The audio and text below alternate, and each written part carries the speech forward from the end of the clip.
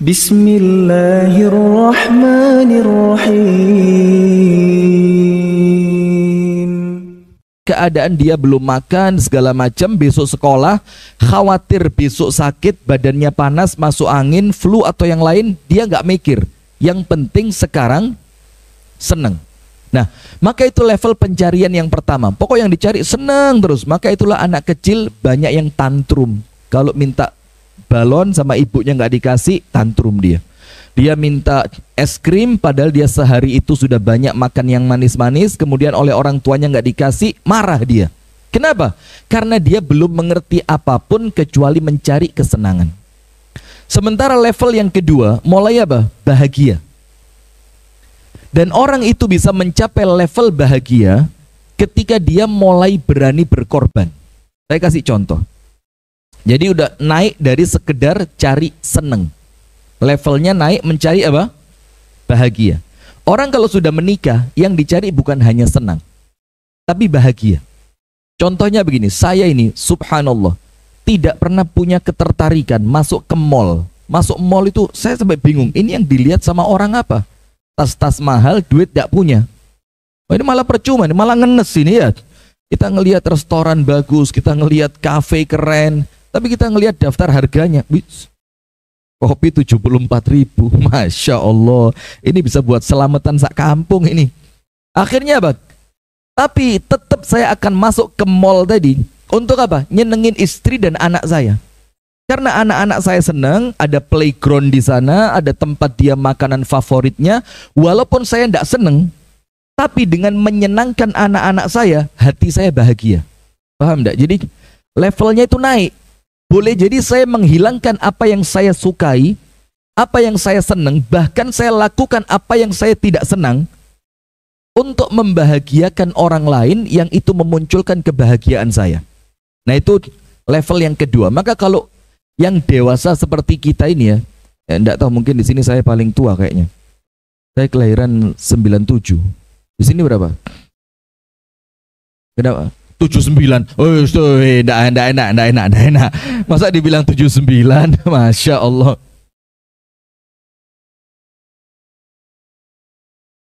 Maka kalau level kita sekarang ini yang di usia yang udah 35, 40, 45, bahkan mungkin ada yang sudah 50 gitu kan. Kalau cuma nyari seneng saja, berarti kita ini masih seperti anak kecil.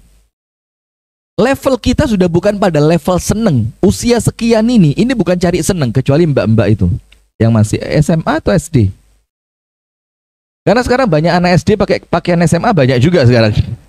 Dan banyak juga yang udah usia 40 pakai seragam SMA juga banyak sekarang. Maka kita jadi khawatir, ini yang 40 seragam SMA atau SMA asli? Asli ya, amin. Nah sudah, maka level kita tidak naik namanya. Kemudian yang ketiga, seneng, bahagia. Yang ketiga apa yang dicari? Tenang. Yang dicari apa? Tenang. Kadang-kadang wes sing penting atiku tenang. Panjenengan tahu ini kalau ini ndak sensitif, insya Allah aman. Panjenengan tahu Jenderal Polisi Susno Duaji? Ingat gak zaman cicak buaya dulu? Tapi ndak apa saya ngomong. Ini zoomnya nggak sampai nasional kan? Aman ya? Panjenengan tahu Jenderal Polisi Susno Duaji kan? Yang zaman kasus cicak buaya sampai kasusnya rame, setelah kemudian beliau purna, sekarang beliau di mana? Pulang kampung ke Sumatera. Apa kegiatan beliau sehari-hari? Bercocok tanam. Nanam rambutan, nanam nangka, beliau menanam pisang, pepaya, bahkan semua buah-buahan termasuk sayuran. Kemudian beliau ketika live itu, beliau ingin menampakkan, sekarang saya nggak cari lagi hiruk pikuk Jakarta, kata beliau. Yang saya cari sekarang, bagaimana hati saya bisa... kok ada softteknya?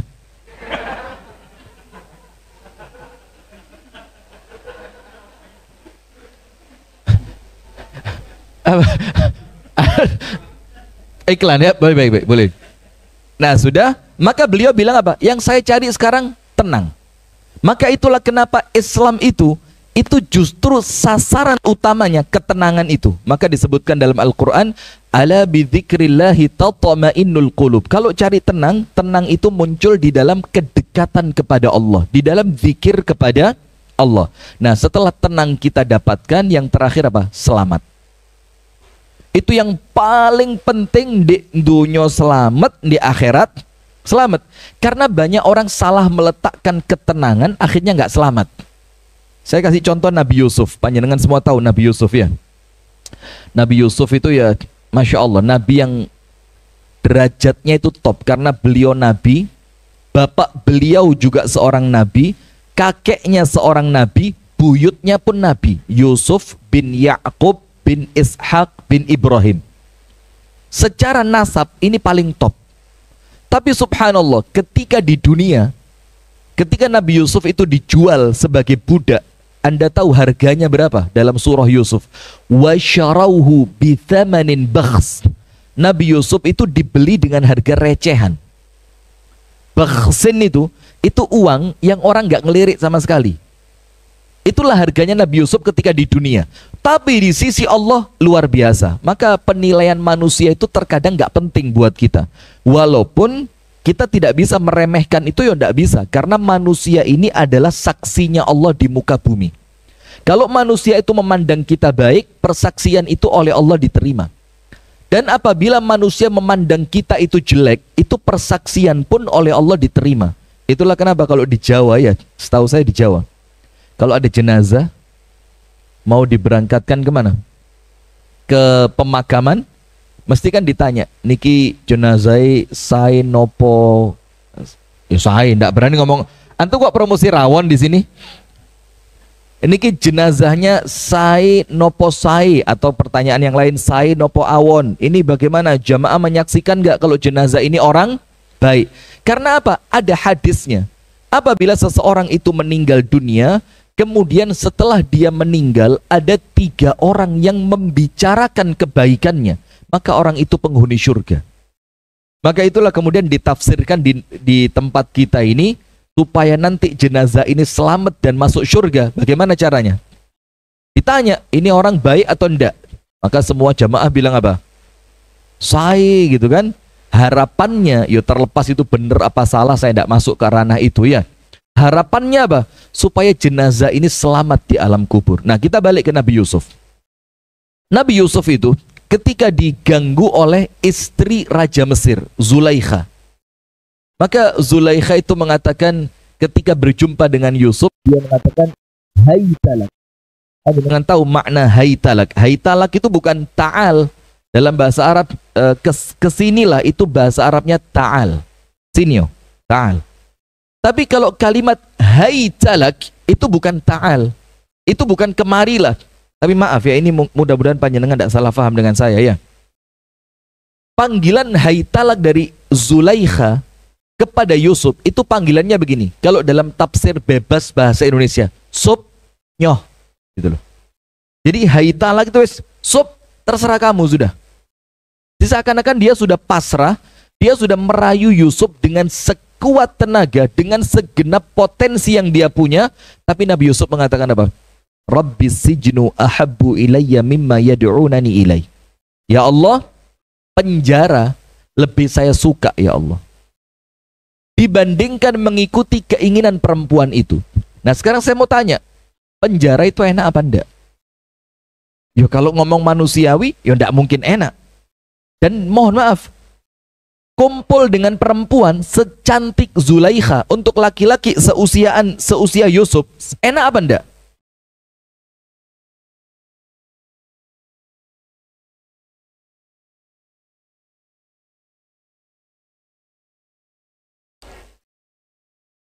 Sudahlah ya, kita lanjutkan. Maka masuk penjara yang itu secara normal manusiawi tidak enak, dan kemudian tidur bersama perempuan cantik yang secara normal manusiawi itu enak. Ternyata Nabi Yusuf bisa membaliknya. Nabi Yusuf mengatakan penjara lebih baik dibanding mengikuti keinginan perempuan itu. Sekarang kenapa pertanyaannya? Karena yang dicari oleh Nabi Yusuf cuma satu, selamat. Nabi Yusuf kepingin selamat. Nah, maka itulah hadirin sekalian antara senang, bahagia, tenang, dan selamat. Maka sekarang level kita ini, Pak, kita ini udah cari selamat lah, yang penting apa? Selamat. Kita kepingin rumah tangga kita selamat, kita kepingin kesehatan kita selamat, kita kepingin pekerjaan kita selamat, kita kepingin karir kita juga selamat, tidak ada musibah apapun. Kita ingin wafat dalam keadaan baik-baik saja. Kita kepingin kubur kita diselamatkan. Kita kepingin sampai terakhir selamat dari api neraka. Amin ya rabbal alamin. Nah, maka itu ada 4 kuncinya. Kunci yang pertama, dari yang 4 ini jamaah, semuanya aplikatif. Anda paham bahasa aplikatif ya? Jadi ini bukan teoritis, bukan sekedar teori yang kemudian ngawang di langit, yang kemudian kita itu ketika jatuh pada taraf pengamalan bingung. Enggak, ini semua yang 4 ini aplikatif. Ini 4 aplikatif. Cuma ingat 1, 2, 3, 4. Nomor 2, 3, 4 Cisamsu. Nomor 2, nomor 3, nomor 4 Anda boleh bolak-balik sesuka Anda. Nomor 4 ditaruh nomor 3, nomor 3 ditaruh nomor 4, nomor 3 ditaruh nomor 2, boleh. Kecuali nomor 1. Nomor 1 wajib ditaruh pada prioritas yang pertama. Karena kalau nomor 1-nya bisa dilakukan, maka nomor 2, nomor 3, nomor 4 lancar. Dan 1, 2, 3 semuanya gampang kecuali yang keempat. Rodok angel titik. Terutama untuk kaum Hawa. Kaum apa? Hawa. Yang memang nomor 4 ini perlu effort yang lebih, ngerti effort ya? Perlu apa? Usaha yang lebih besar. Saya khawatir kalau pengajian bahasa Inggris di sini Anda ngerti Anda. Sudah ya? Sip. Kita masuk pada amal yang pertama yang saya tidak diundang lagi ke sini. Pada amal yang pertama yang tidak boleh dipindahkan, dia wajib diprioritaskan jadi amal yang terpenting dan nomor 1. Apa itu? Hafidh ala salatik. Jagalah salatmu. Ini poin terpenting untuk selamatnya manusia dunia sampai akhirat. Tidak ada cerita manusia selamat dunia, selamat akhirat kalau tidak sholat. Hati-hati. Orang kalau meninggal dunia dalam keadaan dia tidak pernah sholat, dia mau ketemu Allah dengan cara apa dia? Sementara sholat ini adalah perintah yang Allah bebankan kepada kita semua. Itu Allah perintahkan langsung kepada Nabi Muhammad tanpa perantara malaikat Jibril. Sementara perintah yang lain itu wasilahnya malaikat Jibril. Allah berfirman, disampaikan kepada malaikat Jibril menyampaikan itu kepada Nabi Muhammad. Tapi untuk urusan sholat itu Allah panggil langsung Nabi Muhammad menghadap kepadanya. Saking pentingnya urusan sholat. Nah, sekarang apabila kita ingin keselamatan dunia sampai akhirat, maka poin yang nomor 1, sholatnya wajib dijaga. Sekarang sholat yang baik itu, yang baik ya, yang akan menjadikan kita ini selamat dunia, selamat sampai akhirat, itu harus memenuhi 4 kriteria. Nomor 1, diawali dengan wudhu yang sempurna. Wudhunya harus sempurna. Ada seorang sahabat masuk ke masjid, mau sholat, di sebelahnya ada Nabi Muhammad. Ternyata di bagian mata kakinya itu ada sebesar koin, itu yang tidak tersentuh air wudhu, cuma sebesar koin. Nah, ini bahaya kalau kita kadang-kadang sikut, ya siku kita, kadang-kadang kaki, bahkan kadang-kadang ketika membasuh wajah ada bagian yang belum kena. Cuma yang paling riskan itu kaki, karena terutama untuk kita-kita ini yang perut sudah mulai tarik napas. Udah lepasin aja, nggak apa-apa. Ini ada usulan bagus Pak. Yang perutnya besar-besar itu sebelum kerja wajib lari 2 jam. Lari dari kenyataan. Nah, tapi saya sama. Cuma hari ini karena kostum saya bagus saja tidak kelihatan. Kalau pakai gamis kelihatan mentol, maka saya pakai batik sekarang. Karena motifnya ini menghilangkan tekstur perut yang terlalu besar. Sudah, kok tekstur ya? Relief. Saya lanjutkan. Sampai mana tadi? wudhunya harus sempurna. Maka ketika seorang sahabat, Rasulullah melihat di mata kakinya ada sebesar koin yang belum tersentuh air wudhu, Rasulullah tidak cuma ngomong sholatnya tidak sah, tidak. Itu sudah orang ngerti lah, orang faham itu.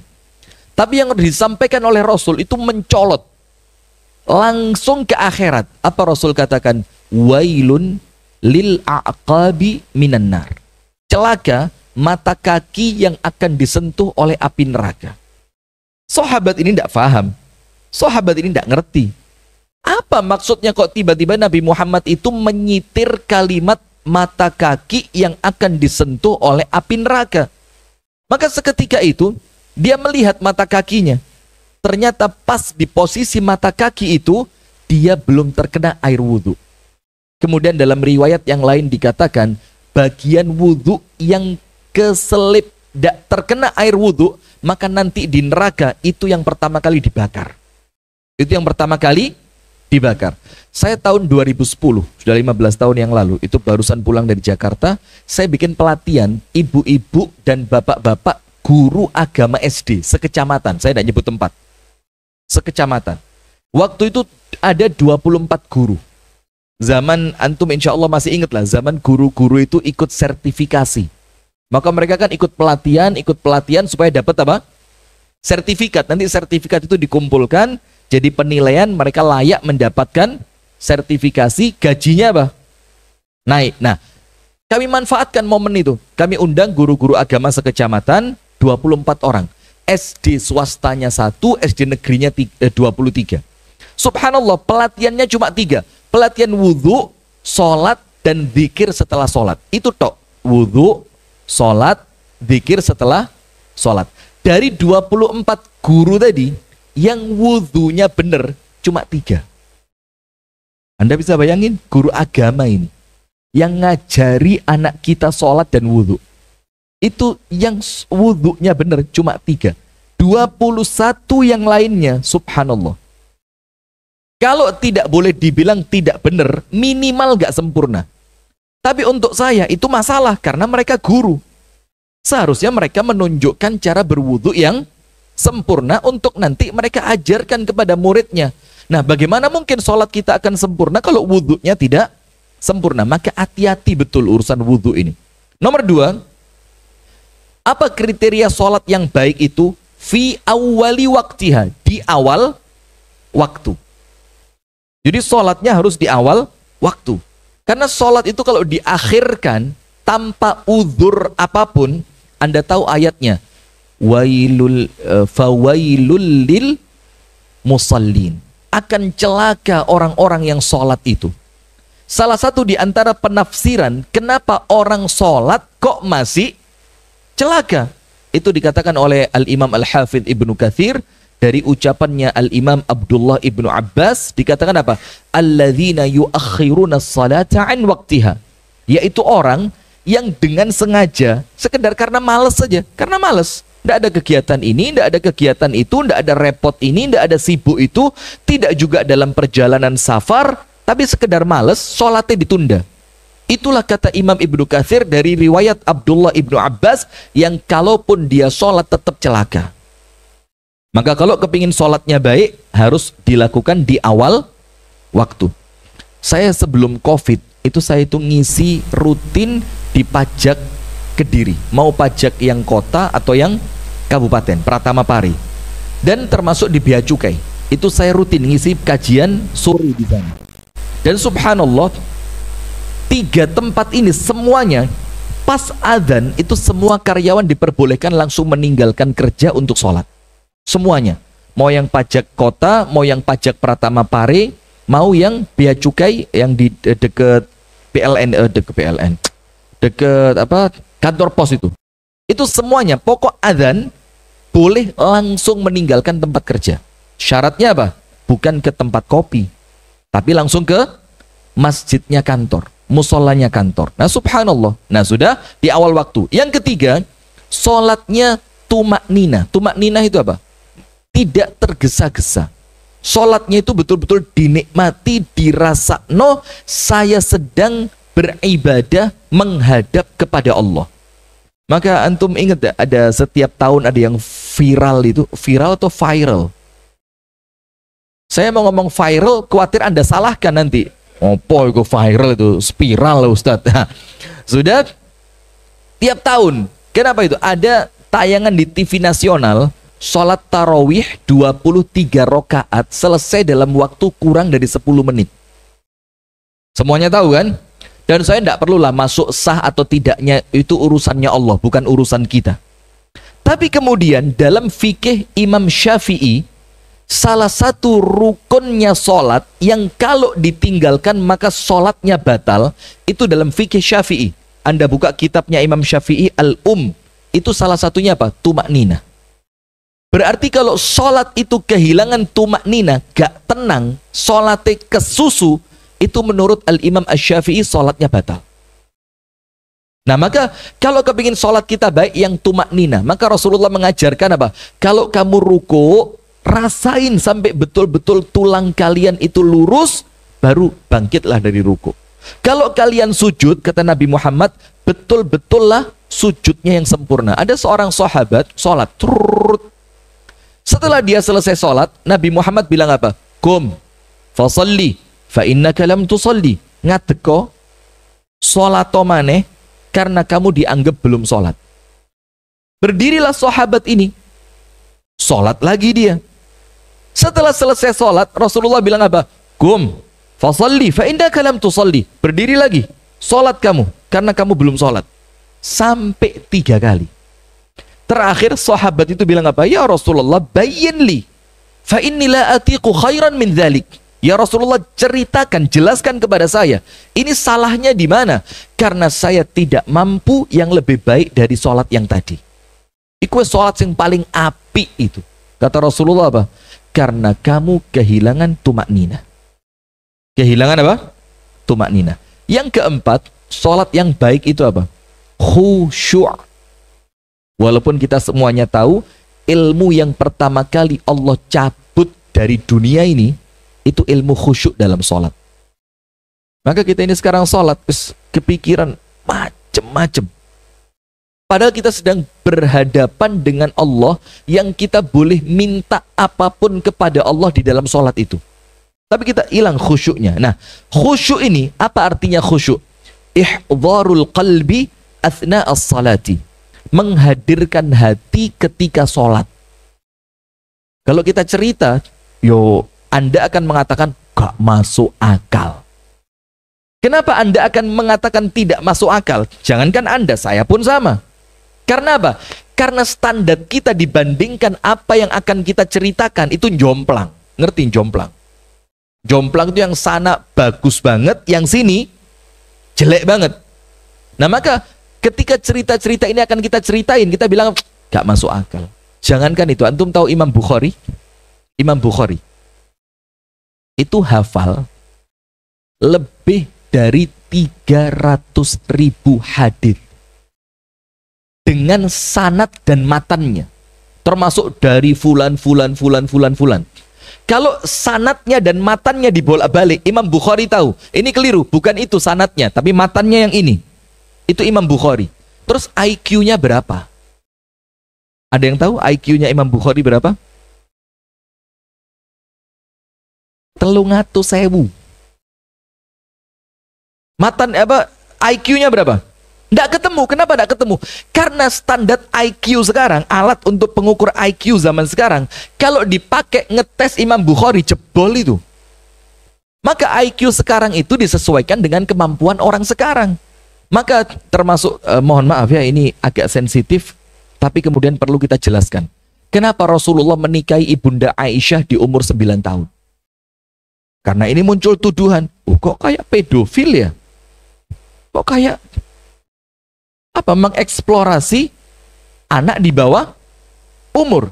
Enggak. Karena standar kita perempuan dewasa itu untuk ukuran sekarang. Kita tidak pernah mikir di ukuran di zaman Kanjeng Nabi Muhammad SAW. Perempuan 9 tahun mateng itu biasa di zaman itu. Karena laki-laki umur 17 jadi panglima perang. Di zaman itu, laki-laki umur 17 panglima perang. Maka perempuan umur 9 ibu rumah tangga, ya pantes. Dan itu di zamannya tidak jadi masalah. Kalau di zaman itu perbuatan Nabi bermasalah, maka oleh orang kafir dijadikan bahan untuk mencela Nabi. Ternyata tidak. Dan sesuatu yang kita perlu tahu, sebelum dinikahi oleh Nabi Muhammad, Ibunda Aisyah itu sudah dilamar 2 orang. Berarti di zaman itu perbuatan tersebut perbuatan yang apa? Lazim. Jadi jangan menjadikan standar tahun dulu dengan kita sekarang terus ngomong gak masuk akal. Ibu-ibu tahu Imam Syafi'i dalam satu hari di bulan Ramadan itu bisa khatam Quran 2 kali. Berarti dalam satu hari Imam Syafi'i membaca 60 juz.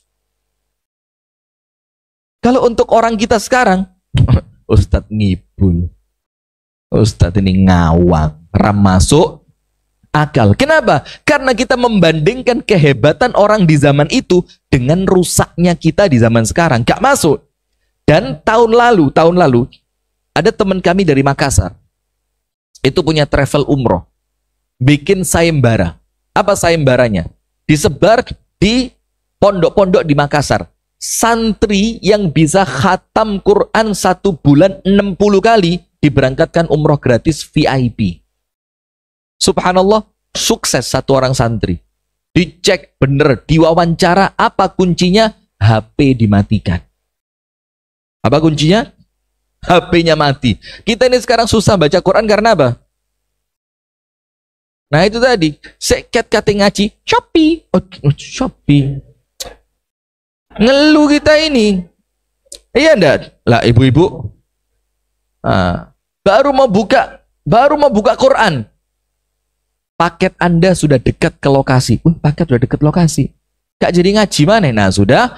Maka yang keempat, khusyuk. Khusyuk itu hatinya hadir ketika sholat. Saya kasih cerita yang Anda insya Allah akan paham. Begini. Ada seorang tabi'in bernama Urwah bin Zubair. Cucunya Abu Bakar As-Siddiq. Jadi putranya Asma binti Abu Bakar.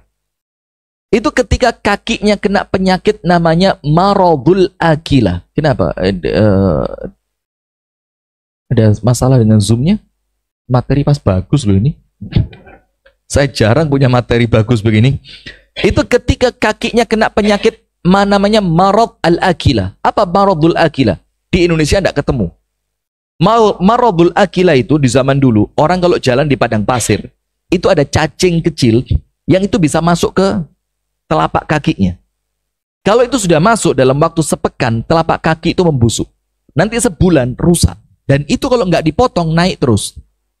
Nah, Urwah bin Az-Zubair kena penyakit itu. Akhirnya dokternya bilang apa?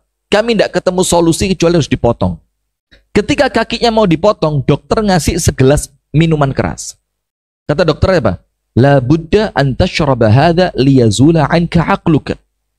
Wajib kamu minum.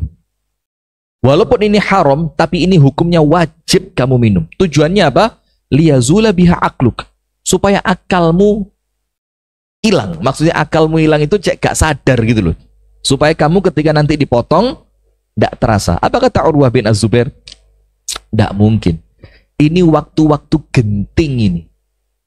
Mana mungkin di waktu genting seperti ini, saya lupa kepada Allah. Kamu hilangkan akal saya. Oh, tidak masuk akal. Saya harus ingat sama Allah. Saya harus zikir kepada Allah. Saya harus doa kepada Allah agar nanti proses pemotongan kaki ini lancar. Dokternya bilang, terus bagaimana caranya? Khalluni. Idza dakhaltu fi salati faqtu'u rijli. Biarkan saya. Kalau nanti saya sholat, kalian lihat saya mulai tenggelam di dalam sholat saya, potong kaki saya. Manut dokter, terserah dia.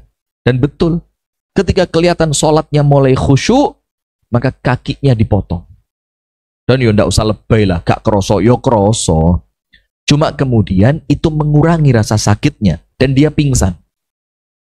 Setelah siuman, dokternya bilang apa? Alhamdulillah selesai. Alhamdulillah kata dia. Dokternya bilang, tapi harus ada satu amaliyah lagi, satu operasi lagi. Apa itu? Darahnya harus dihentikan. Dan di zaman itu, Pak, Anda kalau tidak percaya, buka aja Google. Cara menghentikan darah di zaman dahulu. Itu apa? Itu kaki yang dipotong tadi. itu direndam ke minyak goreng yang mendidih. Cek mateng. Oh iya.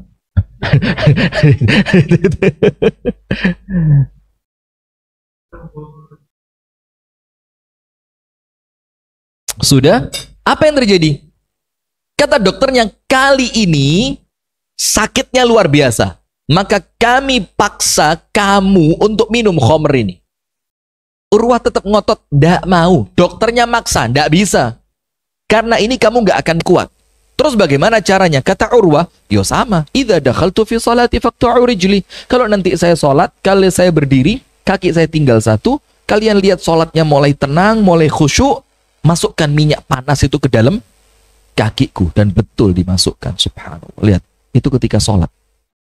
Dan Anda cek di Google, ada sahabat Nabi sholat dipanah sampai nyoblos gegere telu. Cup, cup, cup. Gak bablas. Panah lu ini. Dan itu bukan dongeng, ini cerita yang terverifikasi. Artinya ketika Anda cari referensinya, ketemu. Bukan dongeng ini. Ada lagi yang lain, ketika sholat, gak keroso mulai isya sampai mandeke krungu adzan subuh. Apa ceritanya? Kita terawih moco kita terawih panjang dikit menis gak budal mana kok. Iya. Subhanallah, ini orang yang enak. Nanti kita bikin di sini insya Allah ya. Kita bikin di sini terawih. Saya panggilkan teman saya dari Temboro, semalam 3 juz saja. Coba dulu, semalam 3 juz. Wajib, yang tidak mau datang tidak dapat THR. Bisa dibuat begitu ya? Insya Allah ya. Katanya jamaahnya, ini sing ngundang sopo Ustaz. Sudah, lanjut. Nah sekarang, kalau sholat memenuhi 4 kriteria ini, itulah sholat yang baik. Dan Rasulullah menyelesaikan masalah dengan sholat. Kana idza hazabahu amrun fazi'a ila salat. Rasul itu ketika ada masalah langsung diselesaikan dengan cara sholat. Maka ayatnya wasta'inu bis-sabri was-salah. Mintalah tolong kepada Allah. Artinya apa? Tariklah Allah untuk menolong dirimu. Dan kalau Allah turun tangan, selesai urusan. Dengan cara apa? Dengan cara sabar dan sholat. Sebagian ulama mengartikan sabar dalam ayat Al-Baqarah itu dengan kalimat apa? Puasa. Jadi mintalah pertolongan kepada Allah, tariklah pertolongan Allah dengan poso dan sholat. Tapi sholatnya yang model begitu. Bukan sholat asal-asalan. Yang kedua, orang itu kalau sholat, uripe mesti beres. Anda cek dalam surat Al-Muzammil. Dalam surah apa? Al-Muzammil. Ayat 1-10. Allah Ta'ala ketika memerintahkan Nabi Muhammad untuk berdakwah, Allah tahu musuhnya berat. Abu Jahal, Abu Lahab, Abu Sufyan, Akhnas, macam-macam. Sing top-topnya orang kafir Quraisy. Sementara Allah tahu keadaan musuhnya berat, tapi Allah menginginkan dakwah ini sukses. Maka Allah ngasih Nabi Muhammad treatment, ada treatmentnya. Maka orang itu kalau banyak mengeluh, abot iki, sholatnya kurang genah. Gak mampu saya, sholatnya sing genah. Maka saya ini kan alumni Hidayatullah. Tahu Hidayatullah ya? Hidayatullah. Dihidayatkan ke daerah terpencil. Dan terpencilnya bukan bahasa kita loh. Tenanan terpencil ini. Nggak ketemu wong. Nggak ketemu orang. Maka dicek apanya? Dicek sholat tahajudnya.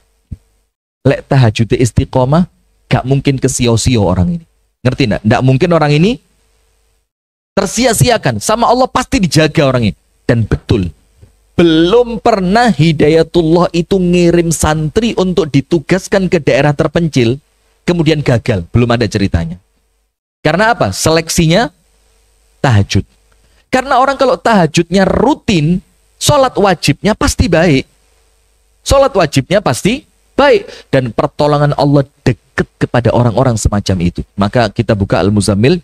Ya ayyuhal muzammil qumil layla illa qalila nisfahu awin qus minhu qalila awzid alaihi warattilil qur'ana tartila inna sanulqi alaika qawlan thaqila.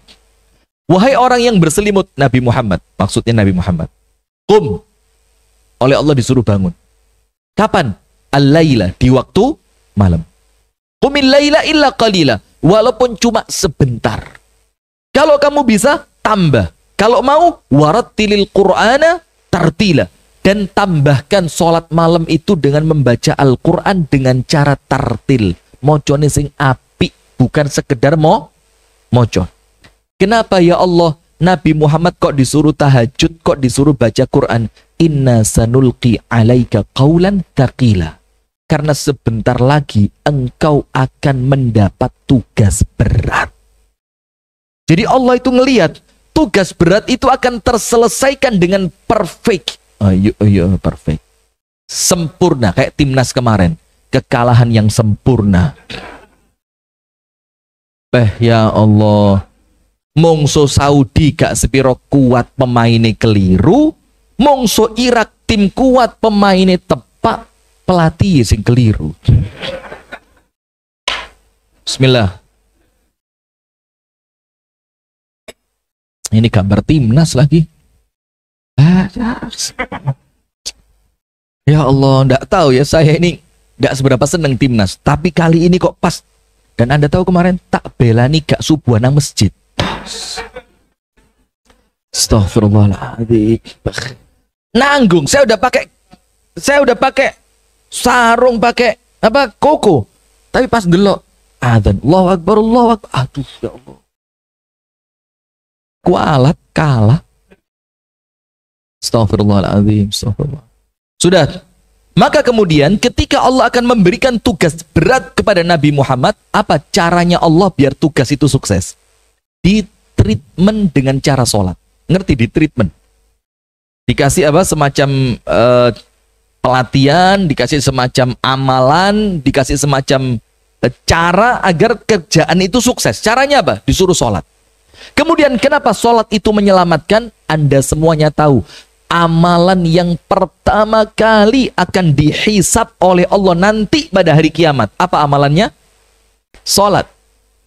Kalau sholatnya baik, semuanya oleh Allah dianggap baik. Kalau sholatnya jelek, semuanya oleh Allah dianggap jelek. Maka nanti di hari kiamat itu hitungan amal itu banyak. Bukan cuma sudah baik, Allah bilang apa? Yang lain nggak usah dicek. Anggap penapi kabeh. Karena memang begitu. Dan kalau kita mau ngelihat saya ini api opo elek, ndak usah pura-pura ndak tahu. Anda lihat, kita lihat masing-masing sholat kita. Kalau sholat itu untuk kita prioritas banget, maka kita ini orang prioritasnya Allah. Tapi kalau sholat sudah koke, ngerti koke? Nanti dulu, koke itu bahasa yang sudah mulai hilang sekarang. Itu bahasanya orang Batu. Batu, saya kan asli Batu ya. Termasuk kalimat geno, ngerti geno? Duwe gula geno. Geno apa? Nggak ada, subhanallah. Itu perlu kita lestarikan sebelum punah ya. Sudah, maka hadirin, perbaiki sholat kita, maka yang lain Allah yang memperbaiki. Maka amalan pertama, sholat. Syekh, sampai jam berapa Syekh? Jam 12 betul? Enggak, sampai jam berapa? Seperempat jam lagi ya, karena saya tadi mulainya 8:15. Nanti maka 9:15 selesai. Saya lanjutkan amal kedua. Maka amal pertama jamaah, sholat sing api yang baik. Prioritaskan sholat, maka Anda oleh Allah akan diprioritaskan. Sudah, sekarang amalan kedua. Nah, tapi untuk 2, 3, 4 itu Anda bisa bolak-balik semau Anda. Amalan kedua, bacalah Al-Quran setiap hari walaupun yang Anda baca cuma 1 ayat. Tapi dibaca istiqomah, continue setiap hari. Sehingga tidak ada hari yang Anda tidak baca Quran di sana. Ini saya punya cerita, teman saya di sini, dekat sini. Punya kantor kecil. Kantor itu dinamai grosir serba ada. Di zaman sebelum ada Shopee segala macam itu. Dia itu nerima orderan dari orang lain. Dicarikan barang itu sampai ketemu. Wes pokok konsumen terima barangnya teko. Dicarikan ya ke Cina, ke Singapura. Pokok dia pesen barang apapun serba ada, ketemu. Dia waktu itu punya karyawan 4 di depan komputer semua. Sudah, saya ngisi kajian di sana. Kemudian saya bilang sama teman saya ini, coba sebelum sebelum kerjaan dimulai, itu karyawan yang 4 ini sama kamu sama istrimu ngaji seperempat jam. Saya minta apa? Ngaji seperempat jam. Karena apa? Karena waktu itu saya menjelaskan mengenai barokahnya Al-Quran. Allah itu berfirman dalam Al-Quran, Kitabun anzalnahu ilaika mubarakun. Kitab Al-Quran ini kami turunkan kepada kalian, kata Allah, itu membawa barokah. Barokah itu apa sih? Al-khairul katsir wa ziyadatul khair. Barokah itu titik tapi cukup. Barokah itu bertambahnya kebaikan pada sesuatu. Barokah itu berlimpahnya kebaikan. Maka kalau rumah diberkahi, kebaikannya banyak. Kalau pekerjaan diberkahi, akan mendatangkan banyak manfaat. Uang, kalau berkah, manfaatnya wakeh, nyenengke, sehat, aman. Itulah barokah. Nah, maka sumber yang paling besar untuk narik barokah tadi, Quran. Quran. Dan subhanallah, saya ceritakan banyak kisah tentang berkahnya Al-Quran. Maka beliau nurut. Karyawannya itu setiap hari ngaji seperempat jam. Jadi kantor itu mulai jam 8. Maka jam 8 TET sampai jam 8.15 itu semuanya ngaji masing-masing. Dan subhanallah tidak lama dari situ, dari yang karyawan 4 jadi 20. Setiap dia ditanya sama temennya, kok cepat? Kok iso maju luar biasa? Bilang apa? Barokai Al-Quran. Nah, maka nanti termasuk di PLN UP3 Kediri ini, sebelum kerjaan dimulai, ngaji dulu 7 jam. Nanti tidak jadi kantor ya, jadi pondok pesantren ini ya. Jadi rumah tahfidz Quran PLN UPT 3 Kediri. Masya Allah. Nah, ya tidak harus lah. Cuma kesadaran masing-masing. Dan tidak harus di kantor. Mungkin sebelum keluar rumah, ngaji dulu. Sekarang begini. Ustadz, apa pentingnya Quran itu? Apa sih Quran ini kok penting banget sampai harus kita baca? Begini, Imam Nawawi mengatakan orang yang tidak membaca Quran, dia terputus dari pertolongannya Allah. Bayangin, terus kalau kita ini terputus dari pertolongannya Allah, kita mau minta tolong sama siapa? Ingat gak? Sekitar 7-8 tahun yang lalu, 7 atau 8 tahun yang lalu, atau kurang atau lebih, saya lupa percisnya. Ada iklan rokok, E-Mile, Sampurna. Mana yang ngerokok? Tahu kan? Rokok itu E-Mile itu ya. Sampurna. Itu kan setiap bikin iklan, mesti iklannya kan ajaib-ajaib itu. Ada gambar King Kong, orangutan, kemudian tulisannya apa? Susah jadi manusia. Ingat gak iklan itu? Itu rokok tersebut. Nah, rokok ini pernah bikin iklan menjelang Ramadan. Apa iklannya? Jadi ada bintang iklan, ngambil Quran dari atas lemari. Ini suasananya menjelang bulan Ramadan. Digambarkan di iklan itu menjelang Ramadan. Dikeluarin Quran dari atas lemari, kemudian Qurannya ditiup. Subhanallah, apa yang terjadi? Itu debunya, itu berterbangan. Kalau bahasa Jawa, bahasa Jawanya itu mudal. Ngerti mudal ya? Seakan-akan itu menggambarkan Quran ini tidak pernah dia baca kecuali di bulan Ramadan. Setelah Ramadannya selesai, rokok yang sama dengan bintang iklan yang sama bikin sindiran baru. Apa sindirannya? Bintang iklan yang sama itu gulung sejadah. Itu sejadahnya digulung rapi gitu, dimasukin ke plastik. Terus diikat atasnya, ditaruh sejadah itu ke atas lemari. Tulisannya apa? Sampai jumpa Ramadan tahun depan. Ini kita mau marah tapi kenyataan. Gak marah kok empane ngenyeram ya. Tapi serba susah kita ini. Ini kita mau marah, kenyataannya begitu. Kita tidak marah, lu kok ngenyek sekali. Nah, maka itu sindiran.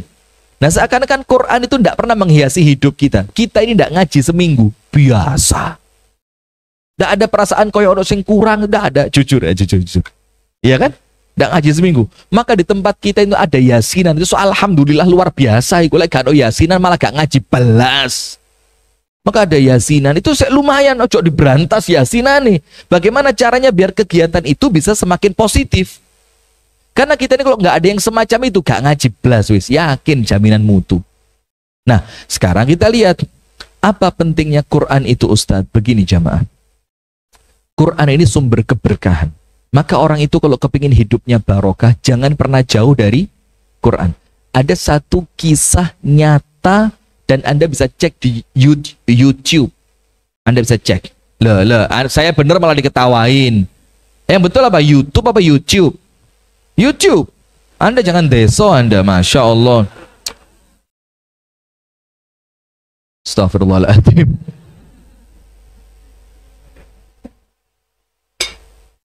Terus yang benar Instagram atau Instagram? Instagram. Jangan malu-maluin lah ya. Sudah. Begini ceritanya. Ada, Anda cari nanti namanya itu Asy-Syaikh Abdul Rashid As-Sufi. Beliau itu orang Afrika sana. Kuliah ke Mesir. Bapaknya beliau qori dan mukri. Kalaupun kamu mampu bayar, tapi barangmu ini tidak bisa masuk ke pesawat. Udah barang yang lain sudah penuh. Apalagi kamu tidak bayar. Pusing dia, ya apa ini? Pusing dia, ya apa ini? Ini tiket, apa? Ini kitab ini 20 karton lebih. Wajib datang ke kota saya, ke kampung saya di Afrika sana. Wajib, kata dia. Tapi tidak punya duit. Bagaimana caranya? Itu penerbangan setelah subuh. Dan beliau sampai di bandara jam 2 malam. Yang ditolak tadi. Maka apa? Beliau langsung cari masjidnya bandara di Mesir sana, di Kairo. Kemudian beliau sholat tahajud. Wes gak mandek sholat, dibaca Quran. Banyak dia baca Quran itu ketika sholat. Selesai sholat, adzan subuh. Ketika adzan subuh, karena orang-orang ngelihat beliau ini kok pakaiannya pakaian ulama, dan kelihatan yang masuk masjid paling pertama, disuruh jadi imam. Akhirnya beliau jadi imam sholat subuh. Beliau baca ayat favorit beliau. Dibaca enak suaranya, Masya Allah. Anda cek di YouTube, ya, Anda cek Abdul Rashid As-Sufi. Suaranya itu Pak, sebelum masuk telinga masuk hati duluan. Enak betul, gak digai-gai. Suaranya berat, nadanya itu nada yang kayak gak digai-gai lah, pokok enak. Sudah. Maka ketika selesai sholat subuh, ternyata salah seorang jamaah beliau sholat subuh itu ketua bandara. Jadi yang bertanggung jawab atas semua keadaan di bandara, terbangnya pesawat, security-nya bandara, semua itu jamaahnya. Kemudian datang, Masya Allah, bacaan kamu bagus, kamu ini siapa? Kamu dari mana? Orang tuamu siapa? Namamu siapa? Ceritain semua. Saya dari Afrika, saya kuliah di Mesir, saya hafidh Al-Quran, bapak saya mukri, dan tiap hari kegiatan saya hanya Al-Quran. Oh Masya Allah. Terus kemana?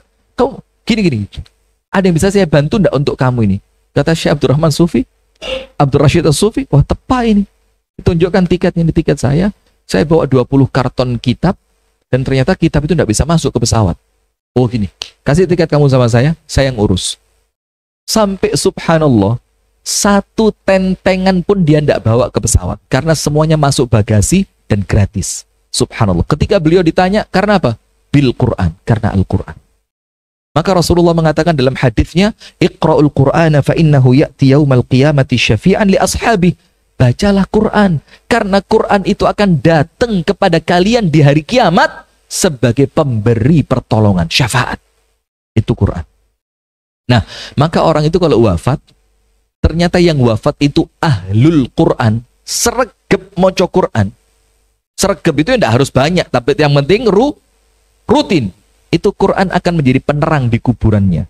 Bahkan kalau antum buka tafsir Ibnu Katsir, pada tafsir surat Al-Mulk, surat apa? Al-Mulk.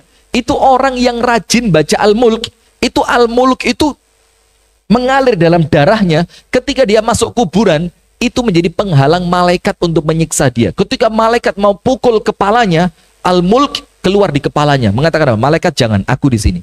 Malaikat mau pukul bagian tengah tubuhnya, Al-Mulk keluar, bilang apa? Jangan, aku di sini. Ketika malaikat pindah ke arah kaki, Al-Mulk keluar di arah kaki, mengatakan jangan malaikat, aku di sini. Akhirnya malaikat itu tidak punya tempat untuk menyiksa dia. Itu Quran.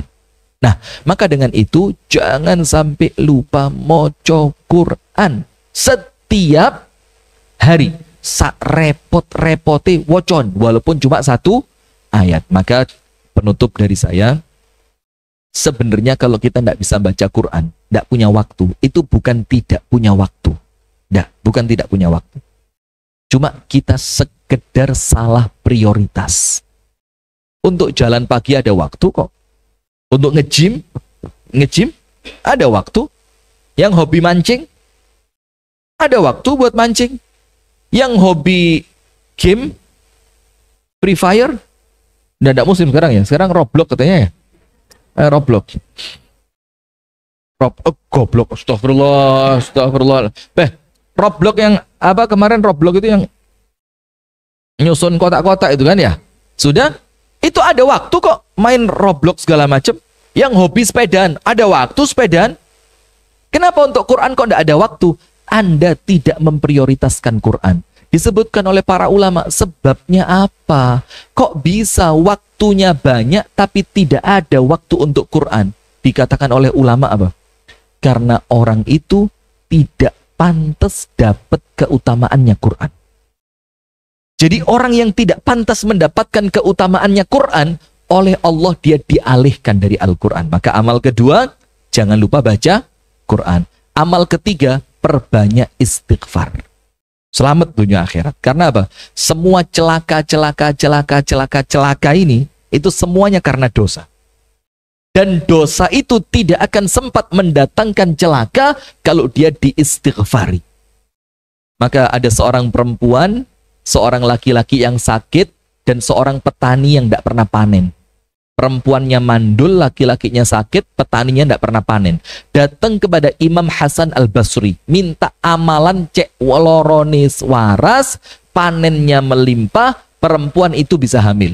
Apa kata Imam Hasan Basri? Satu tok, perbanyak istighfar. Karena semua rezeki itu ketutupan dosa. Rezeki waras ketutupan dosa, rezeki anak ketutupan dosa, rezeki panen ketutupan dosa. Maka buka penutupnya dengan apa? Istighfar. Setelah perempuan itu pergi, laki-laki yang sakit itu pergi, kemudian petani itu pergi, tidak lama mereka semuanya balik. Yang perempuan tidak bisa hamil bilang, alhamdulillah sekarang saya sudah hamil. Istighfar. Yang sakit, alhamdulillah penyakit saya sembuh. Istighfar.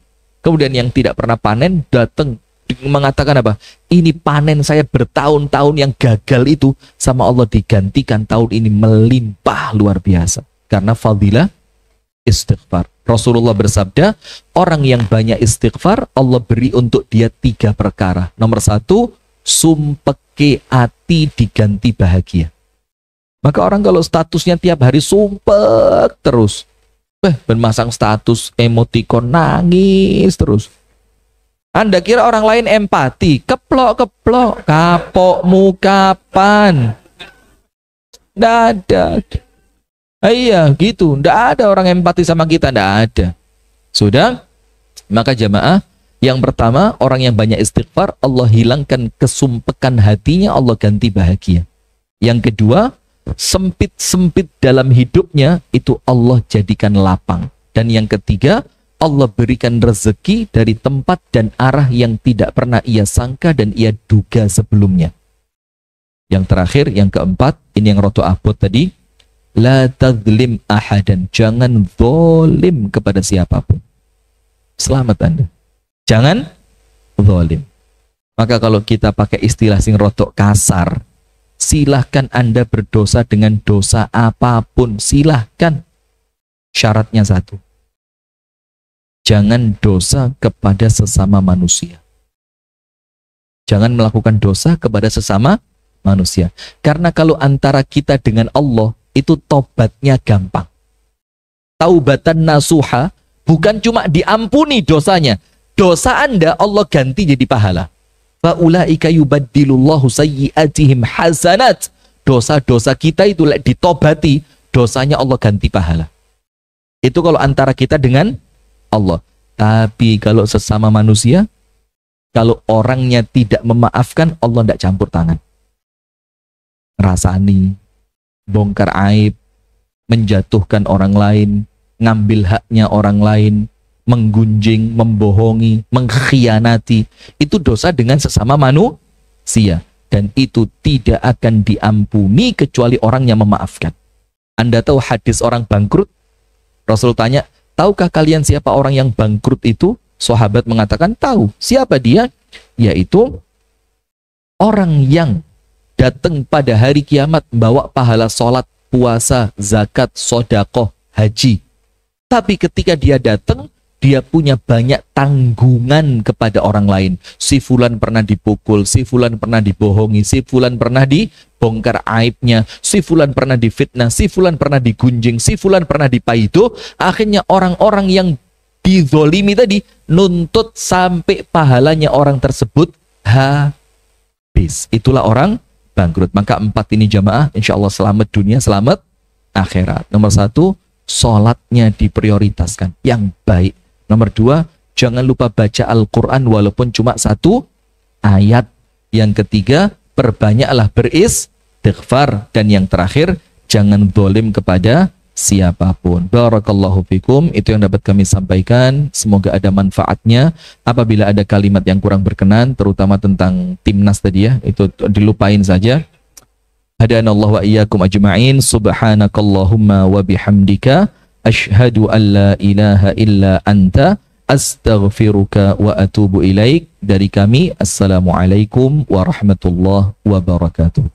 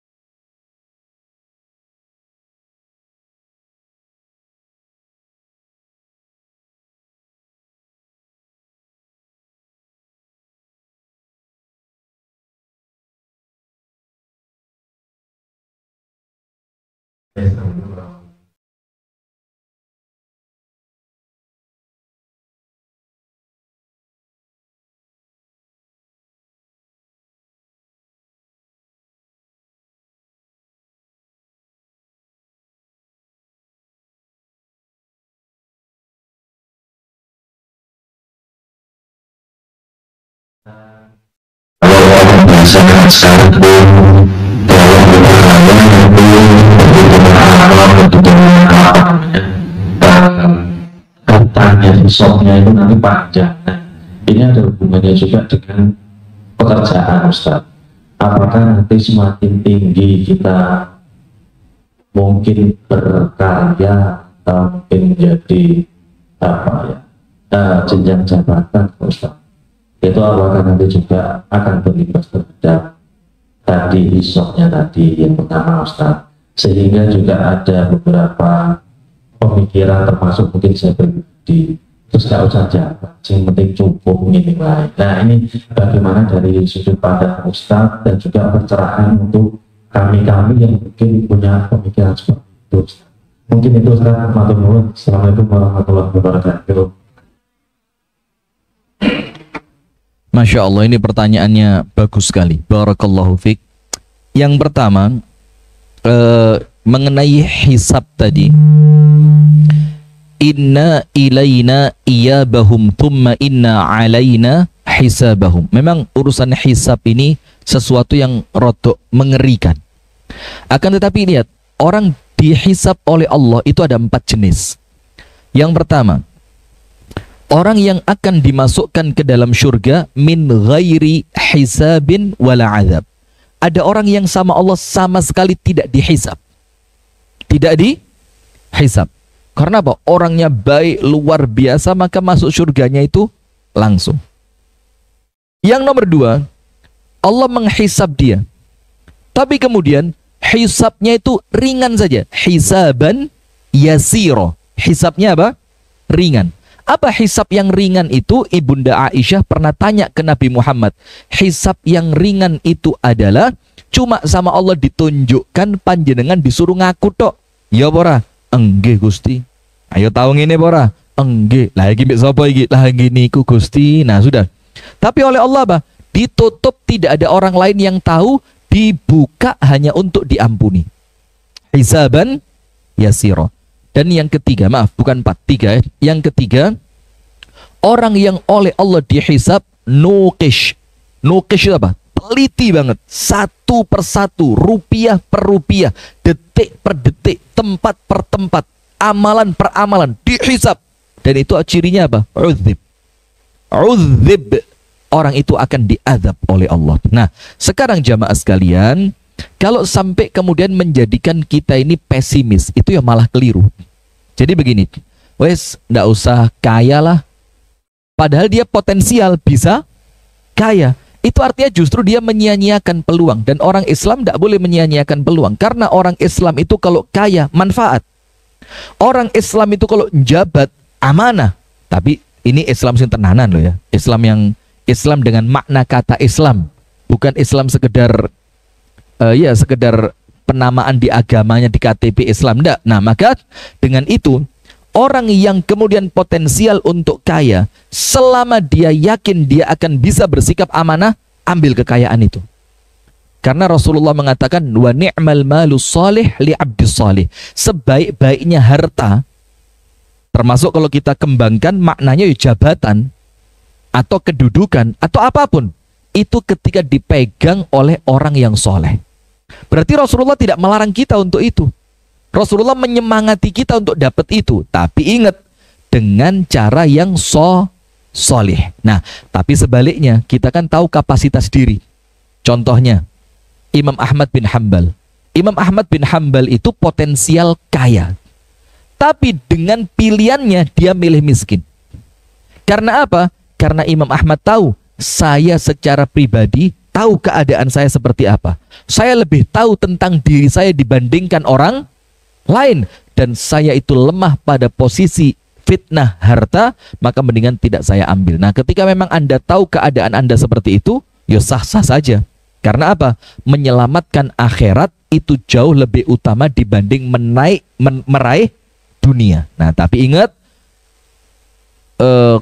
rumus pertamanya, kalau ada kesempatan untuk kaya, jabatan, kedudukan, ambil dulu. Karena apa? Ketika itu dipegang orang yang tepat, akan mendatangkan manfaat. Tapi kalau Anda merasa, kok saya khawatir ada sesuatu yang salah dengan diri saya, Anda lebih tahu, dan itu boleh-boleh saja. Wallahu ta'ala a'lam bissawab.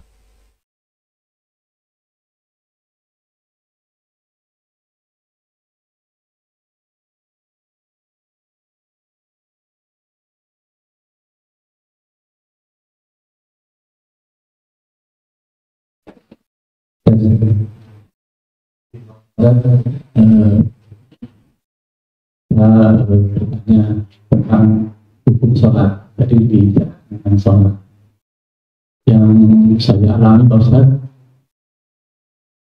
Sholat hukumnya kan pertama harus suci secara tempat dan harus wudhu. Yang saya alami, Pak Ustaz, ketika saya ada di kendaraan umum, biasanya saya perjalanan dari Kediri ke Surabaya. Dulu sebelum ada tol, itu perjalanan kan 3 jam, bahkan 4 jam. Saya berangkat jam 3, terus sebelum subuh itu. Sampai Surabaya kadang sudah melampaui subuh, bahkan jam 6. Ketika di dalam kendaraan, posisi saya itu kebanyakan berdiri, Pak Ustaz. Karena dari Kediri ke Lemani itu udah penuh. Ketika di kendaraan posisi berdiri, pas waktu subuh saya harus sholat. Yang saya tanyakan, saya sah nggak waktu sholatnya dalam keadaan berdiri, dan saya belum, masih menanggung wudhu, artinya saya belum wudhu. Berarti saya harus tanya apa? Saya waktu itu. Kalau dikembalikan bahwa sholat harus tepatnya harus suci dan saya harus berwudu, bagaimana Pak Ustaz? Demikian, matur. Baik, ini harus ada tafsil. Tafsil itu harus terperinci. Jadi begini, panjenengan ketika sholat dalam keadaan berdiri tadi itu memungkinkan apa enggak sujudnya, rukuknya? Karena kondisi ulang-ulang. Baik. Kadang juga sama sampainya juga perempuan gitu.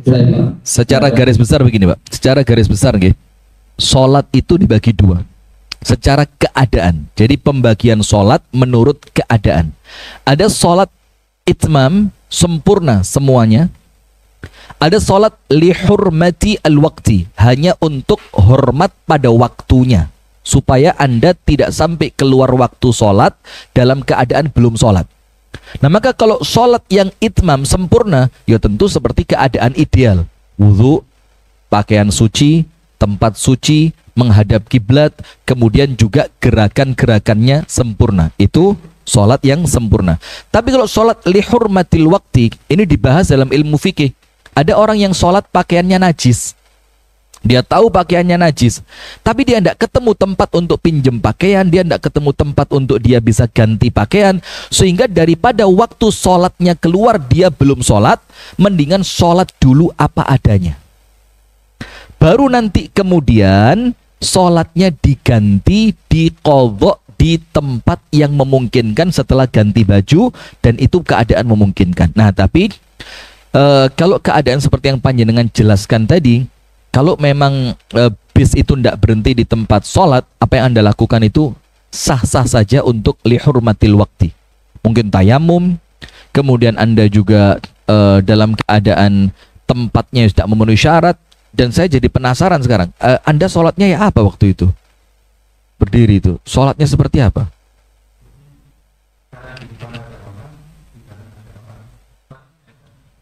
Terus rukuknya? Itu terus kita nggak bisa miring Pak Ustaz. Terus juga nggak bisa. Iya. Ya sudah, sholat semampunya. Iya, semampunya. Karena jelas sholat semacam itu kalau ngomong sah atau tidak, ya jelas-jelas tidak sah. Apalagi tidak wudhu ya. Tapi kemudian untuk lihurmatil wakti, menghargai waktu sholat, agar jangan sampai Anda keluar waktu sholat dalam keadaan belum sholat, maka itu dianggap boleh. Sehingga oleh ono opo-opo panjenengan aman. Na'udzubillah ya. Misalkan terjadi sesuatu yang tidak diinginkan sampai memakan korban, Anda dihitung oleh malaikat dalam keadaan sudah sholat. Karena apa? Keadaan darurat. Maka dalam fikih dibilang ad-darurah tubihu al-mahdhurah. Keadaan darurat itu bisa menjadikan sesuatu yang haram jadi halal. Kalau keadaan darurat, tapi nanti setelah Anda sampai di tempat yang memungkinkan, langsung sholat yang tadi diqadha. Wallahu ta'ala a'lam bissawab. Kalau belum diqadha zaman-zaman itu, ya sekarang Anda punya dua pilihan qadha. Qadha yang pertama, di setiap subuh Anda sholatnya 2 kali. Sholat subuh yang hari itu dan sholat subuh yang kemarin waktu Anda sholatnya tidak sempurna. Atau cara yang kedua, Anda bisa langsung sholat subuh sekarang juga sesuai dengan waktu jumlah yang Anda tinggalkan waktu itu. Bagaimana?